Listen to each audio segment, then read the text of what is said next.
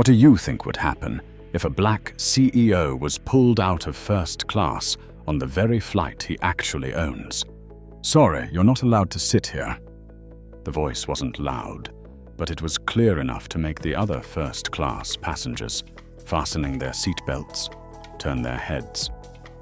It came from Logan Barnes, the co-pilot of Northwave Flight 2227, his eyes cold and indifferent as they fixed on the man in a plain white shirt, just about to place his bag in the overhead bin.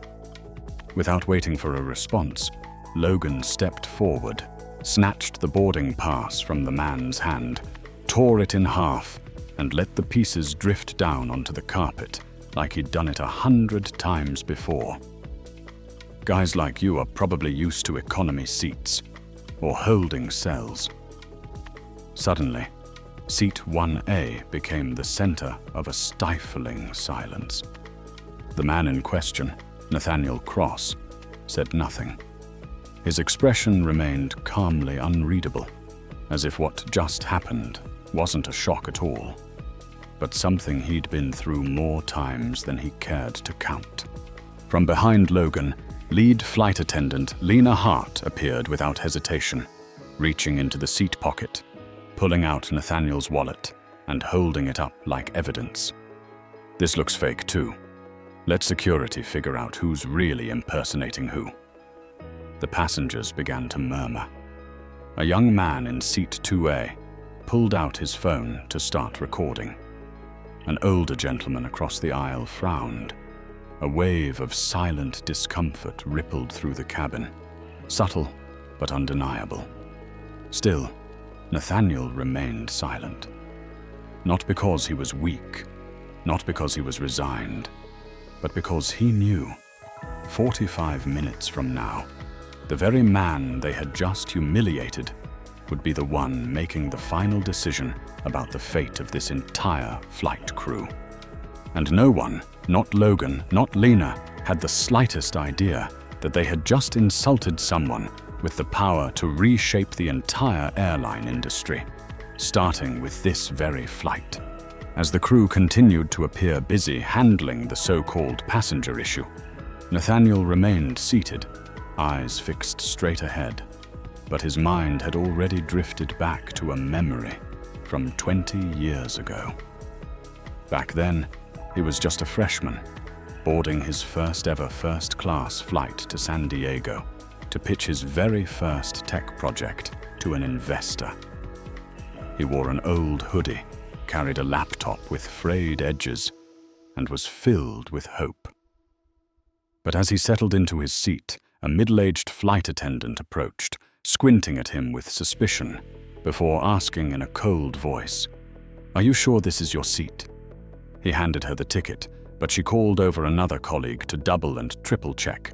No apology, no acknowledgement, just a sigh and an indifferent nod. Seems like it checks out. The shame had burned all the way up to his ears, but Nathaniel didn't react.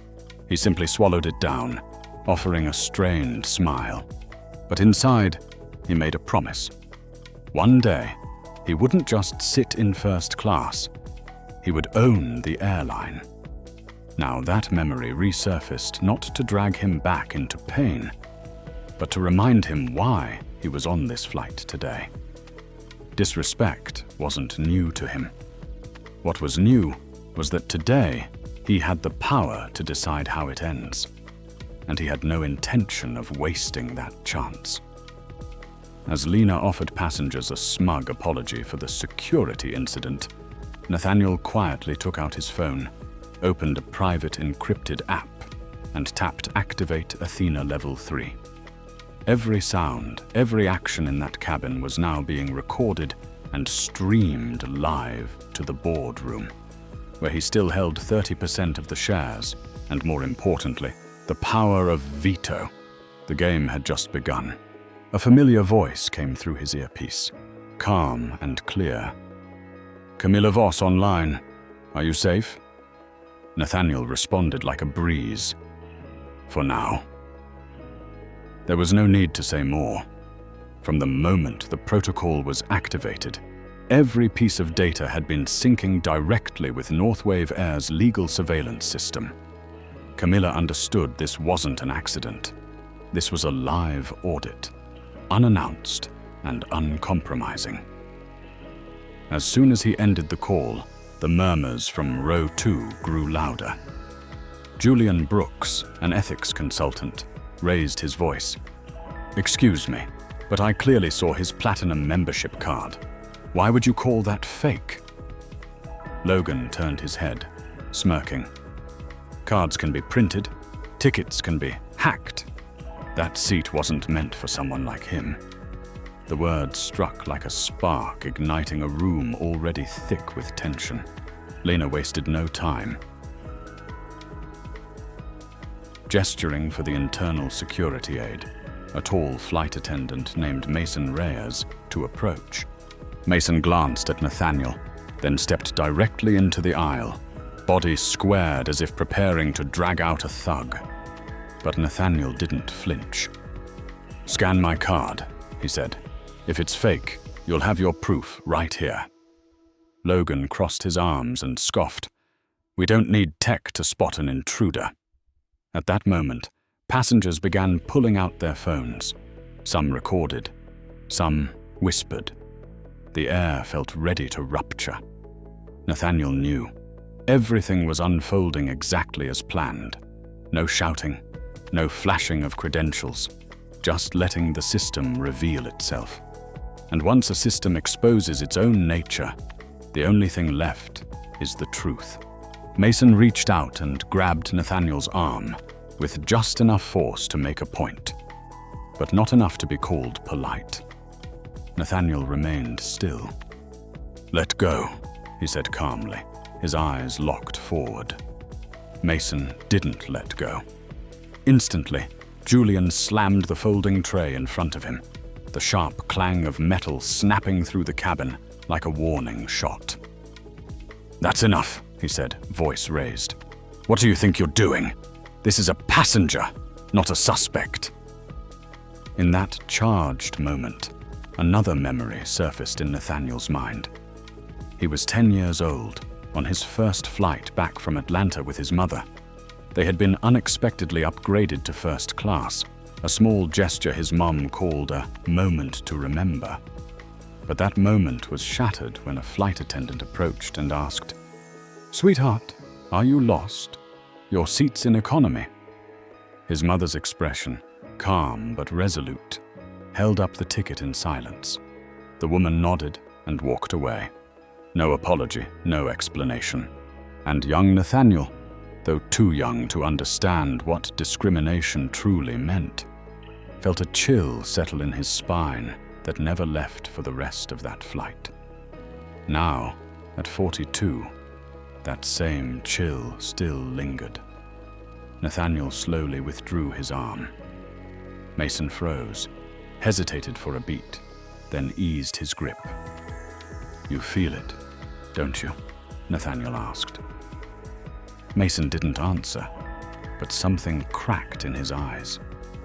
Nathaniel raised his phone and whispered to Camilla, "Log physical contact. Elevate the alert level." "Logged. The entire incident is being streamed live to legal," she replied. Up front, Logan paced like a pound animal. "This flight will not take off until this man is removed," he declared. Lena backed him up. "This is exactly why we need to preserve class boundaries. When those lines are crossed, chaos follows." Julian couldn't stay silent. "What boundaries? This man has a platinum card and a valid ticket. The only boundary here is the prejudice inside your heads." Nathaniel didn't argue. He stood up, faced the flight crew, then turned his gaze toward the passenger recording the scene, a young man named Malik Santiago. "This isn't just about me," he said slowly. "It's about the fact that you decided I didn't belong here, from the very first glance." Mason turned away, as if trying to escape a truth too heavy to deny. "I was just following orders," he muttered. "Yet you acted like you understood everything," Nathaniel replied, not with anger, only with the raw weight of truth. Malik turned to face the rear of the cabin and spoke clearly into his camera. "The video's already spreading. This is what injustice looks like in the sky." Lena suddenly stepped forward, cutting in. "Stop recording. If you see injustice, speak up. Don't just film it." But Malik kept the camera steady. Julian rose again, this time not in protest, but with purpose. He stepped forward and positioned himself in front of Nathaniel. "You're not getting dragged anywhere," he said firmly. "We're not staying silent anymore." An older woman from the back row stood as well, her eyes glistening with tears. "He didn't do anything wrong. They tore up his ticket. We all saw it." The atmosphere in the cabin began to shift, a quiet transformation from passive discomfort to unified resolve. The phones were no longer just tools for recording. They became symbols of bearing witness. Lena stepped back. Mason's stance wavered, and Nathaniel remained still, not as someone accused, but as someone observing every action, every choice. Because he knew that in the end, those choices would define the fate of every person on that flight. Unable to find a way to control the situation through dialogue, Logan suddenly turned to Nathaniel and sneered, "If you can really afford a first-class ticket, open your banking app. Show everyone your account." The entire cabin fell silent. The confined space seemed to tighten. That sentence wasn't just an insult. It was an attack on dignity, thinly disguised as verification. Nathaniel didn't respond, but his eyes, a quiet mix of disappointment and understanding, revealed that he had heard words like those all his life. Seeing no one standing with Logan, Lena abruptly redirected her fire. She looked toward a young woman seated in 3C, a reserved college student of color named Riley Chen, and asked coldly, "Are you with him? Or is today some kind of reunion for people like you?" Riley shrank back, shaking her head, her voice barely audible. "I don't know him." Lena smirked. "Strange. First class seems unusually full of your kind today." The words, though softly spoken, cracked through the air like a whip. Riley lowered her gaze. Julian clenched his fist. Nathaniel remained still, but it was the stillness of someone carefully calculating his next move. In his earpiece, Camilla's voice came through. "Emergency threshold exceeded. Legal systems are capturing every word." Nathaniel gave a slight nod and whispered, "Log discriminatory behavior.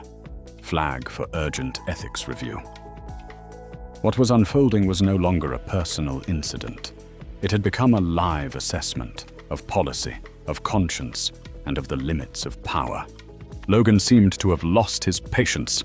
He marched straight up to Nathaniel and shouted, "You're being detained for suspected ticket fraud." Without waiting for a response, he placed his hand on Nathaniel's shoulder with enough force to make an average person step back. But Nathaniel didn't move. He stood there like a pillar anchored in the middle of a storm. A second later, Julian Brooks stepped forward, his voice booming like thunder. "That's enough. You are not allowed to put your hands on a passenger."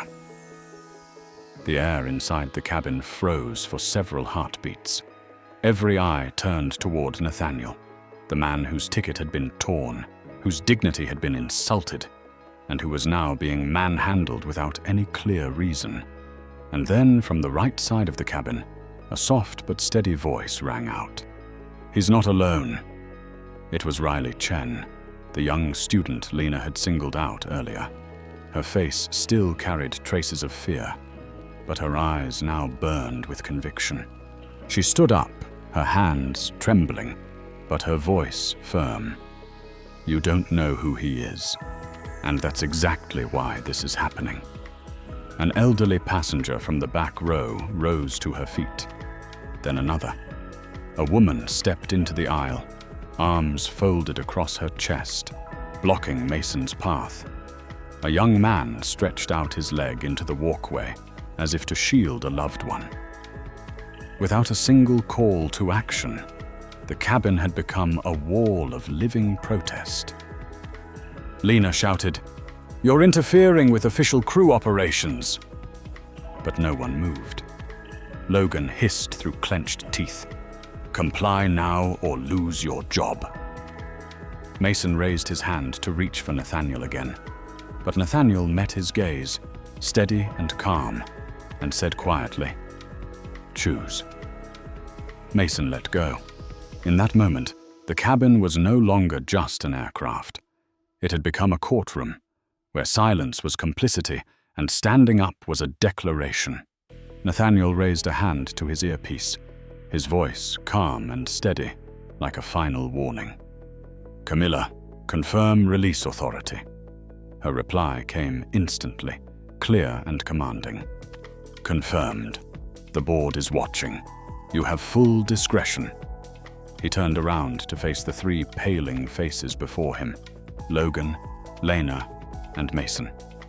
The same people who, just minutes ago, had strutted through the cabin in full control. "I have just one question," Nathaniel said, his eyes sweeping over them like a laser cutting through their polished facades. "Do you even understand what you've just done?" Logan let out a half smirk, part sneer, part confusion. "Who do you think you are?" Nathaniel didn't answer right away. He took one deliberate step toward the center of the cabin, his voice clear, each word hitting the floor like the strike of a gavel. "I am Nathaniel Cross, CEO of Calyx Systems, and I currently hold 30% ownership of Northwave Airlines. This airline, is in my hands. The air seemed to vanish from the room. Phones that had been recording fell still in stunned silence. A few gasps escaped like breath caught in throats. Lena stepped back, as if a cliff had opened at her feet. Logan suddenly looked like he had forgotten how to breathe, lips twitching, but no words forming. Malik, the young passenger who had been filming since the beginning, whispered into his camera. I knew he looked familiar. But Nathaniel didn't stop at the reveal. He looked straight ahead, voice low and unshakable. I don't need to raise my voice. I don't need to flex power. The truth is enough. And today, you've just submitted everything I need for a full-scale investigation, one that I will personally oversee.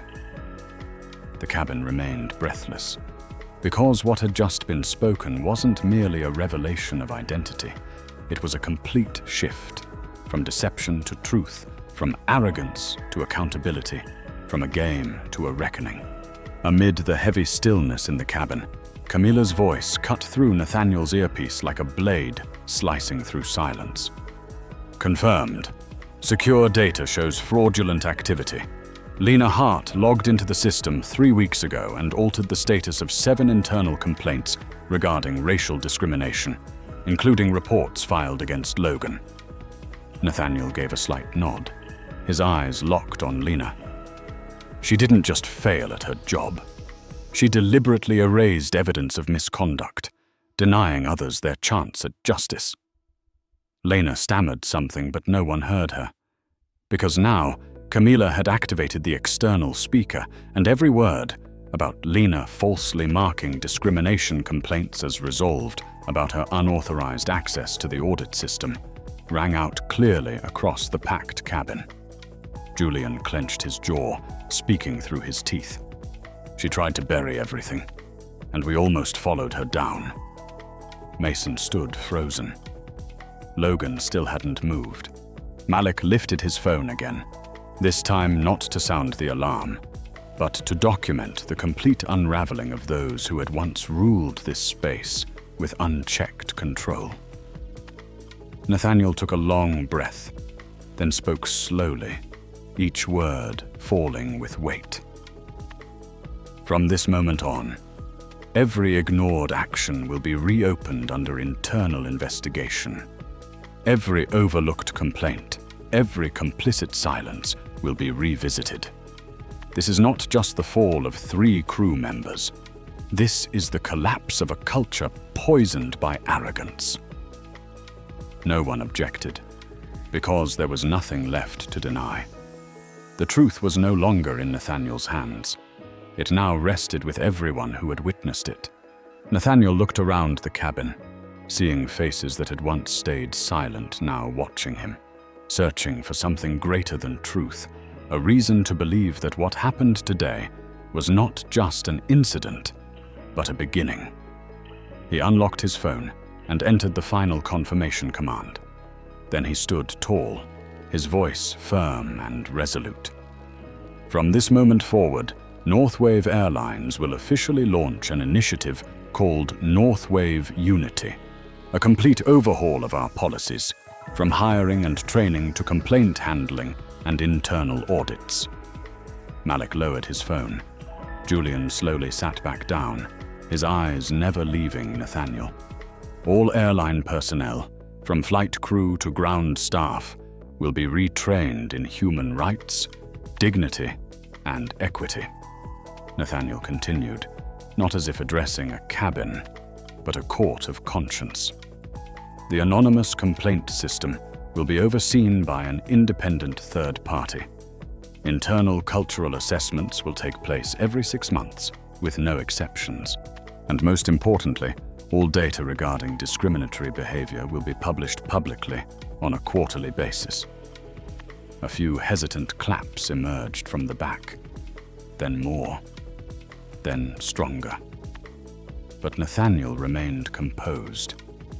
He knew this was not the end. This was the foundation. In his earpiece, Camilla confirmed, "Leadership has approved.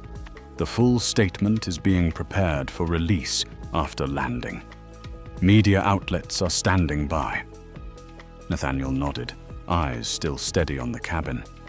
There is no room left for excuses, no space for "we didn't know."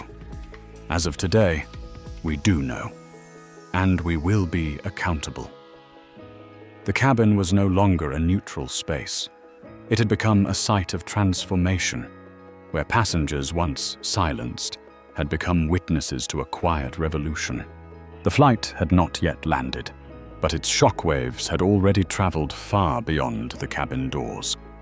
Just hours after Nathaniel returned to seat 1A, Malik's video surpassed 1 million views, not through hashtags or algorithms, but because people shared it by hand, adding the headline, "This is why we can't stay silent." News outlets began to reach out. The FAA launched an emergency investigation. Logan, Lena, and Mason were suspended the moment the plane touched down, while passengers were invited to submit detailed reports of every word and action they had witnessed. Riley, the young student who had been targeted, was the first to file her statement, not just for herself, but for every time someone like her had been judged solely by appearance. Nathaniel gave no interviews. He didn't need to. The cabin had said everything. In the following weeks, the Northwave Unity initiative rolled out across major airports. Internal audit reports were no longer buried. Dozens of mid-level executives were replaced, not for direct violations, but for passive complicity. And when asked in a Forbes interview whether this event had changed his leadership style, Nathaniel answered simply, "No, it confirmed that I've been on the right path. You can't root out prejudice from a boardroom. You have to go where it begins, in the rows, in the aisles, and in the silence of everyday moments." People didn't just see a CEO standing up for dignity. They witnessed a system rendered incapable of hiding the truth when someone dared to step out of the silence. 9 months later, Northwave Airlines operated differently, not just through new policies, but in the way passengers felt the moment they stepped onto a flight. There were no more reports of racial bias in first class, No more complaints disappearing into silence. And then, at a quiet ceremony in Chicago, Nathaniel appeared not as a CEO, but as the founder of the Northwave Elevate Foundation, a full scholarship for students of color entering the aviation industry. The first recipient was Riley Chen, the young woman who had stood up on that flight. As she received the certificate from Nathaniel's hands, she didn't cry. She stood tall and said clearly, "I'm not here to rewrite that story. I'm here to change it." In his earpiece, Camila reported, "The full PR system is ready. The new ethics report just posted. No recorded cases of discrimination this quarter." Nathaniel nodded, eyes fixed on the horizon. He whispered, "This isn't the end of a flight. It's the takeoff of a new era." No applause was needed. No symbols were required. Because this time, justice didn't fall from the sky. It began in seat 1A, and that no one would ever dare to overlook again.